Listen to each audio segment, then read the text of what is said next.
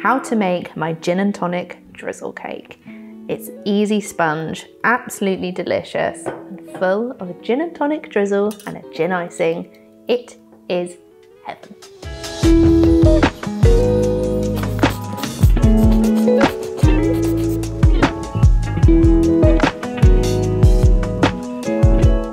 Welcome back to my YouTube channel, where today I am going to be making my gin and tonic drizzle cake.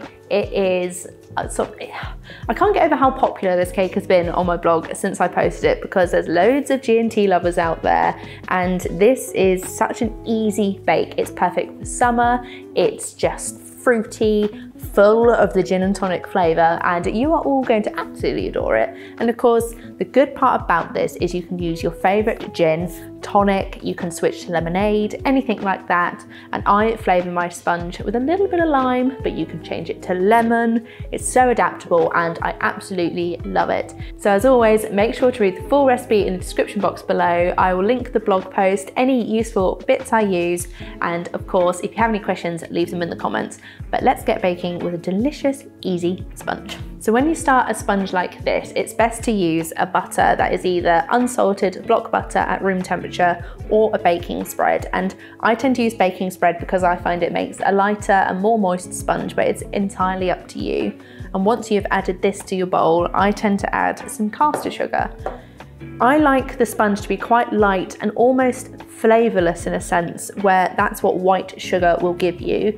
If you swapped it to a light brown sugar or golden caster sugar, it might have a slight caramel essence to it. But obviously, if you don't mind that, go for it, because the sponge will still be absolutely delicious. But the goal is to beat your butter and sugar together until fluffy. And then you add in your other basic cake ingredients of self-raising flour and some eggs as well. This is literally just your standard cake mix. It's 5 medium eggs and 250 grams of the other ingredients.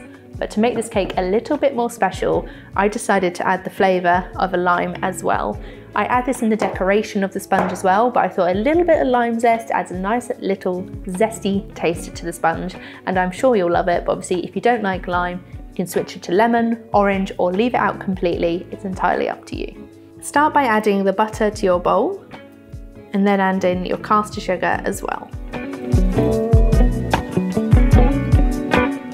And then mix these together until they're light and fluffy.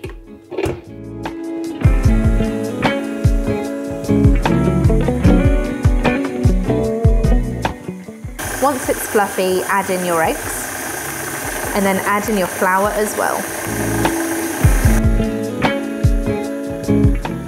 Mix these until smooth, and then you can add in your lime zest. Zest in your lime, I tend to use quite a fine grater.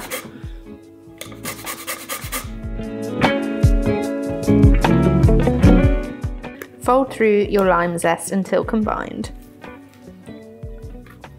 Once your cake mix is lovely, thick and combined, it's time to pour it into your tin. And because this is a loaf cake, I use a 2-pound loaf tin. And like you may have seen on my channel before, loaf tins can really vary in size no matter what they're called. So I will link the exact one that I use in the description box below. But make sure when you're filling it with cake mix, only ever fill it 2/3 full so it has room to rise. Whilst the cake is baking in the oven as well, we're going to make the gin and tonic drizzle, which really does just level up this cake so much. But either way, put your cake mix in your tin and bake in your preheated oven and let it bake. Dollop your cake mix into the tin. Smooth it over until it's even. Now it's in the tin, I'm going to bake in my preheated oven, and then as soon as it's out the oven, we're going to pour on our drizzle.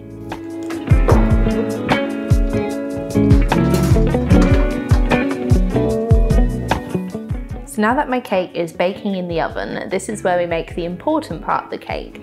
So when I made this recipe, the idea was to make sure it's a bit more like a lemon drizzle, but obviously gin and tonic flavoured.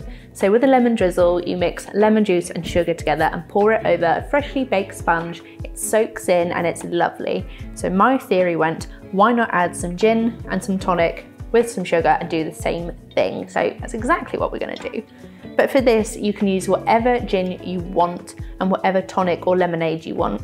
The only thing I'll say is sometimes the flavoured gins, unless they're really strong in flavour, That might dissipate slightly because of the flavour of the sponge, but either way, I just grab any gin and any tonic with the sugar and make my syrup. Add your caster sugar to a pan, add in your tonic water, and then add in your gin as well.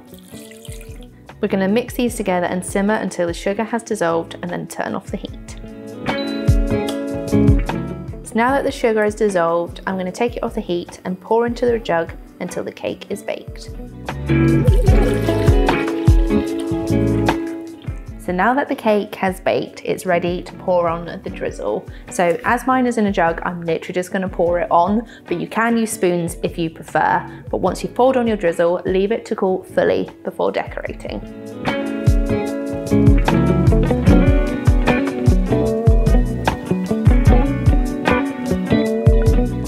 So now that my cake has cooled in the tin with the drizzle, it's ready to decorate, and obviously it looks absolutely delicious. So the decoration is entirely up to you.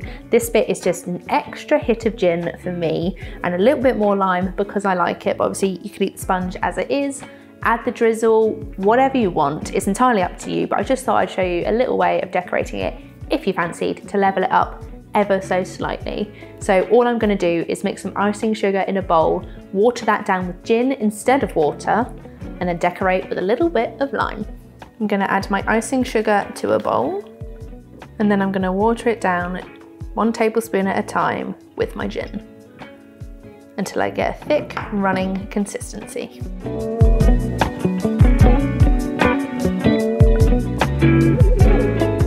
And then I'm just going to slice up my lime for some decoration. I tend to do little slices just because I think they look cute on top.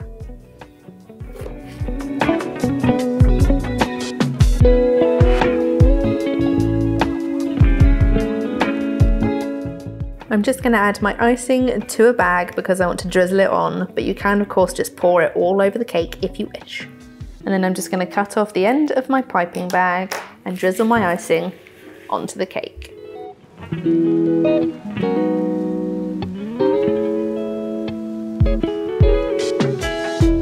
And then I'm just going to zest over a little bit of lime.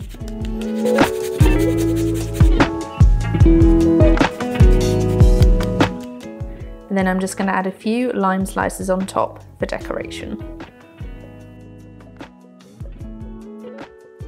So that is how you make my gin and tonic drizzle cake. As you can see, it was a super easy cake to make, absolutely delicious, full of gin and tonic, and I just adore it. So if you're a gin and tonic lover like me, you're definitely gonna love this cake as well. So make sure to check out the full recipe in the description box below, and the blog post will be linked there too. And of course, any questions, leave them in the comments as always, and I'll get back to you as soon as I can. And of course, every single time I say this, I do mean it. Come back next time for something absolutely scrumptious. Enjoy.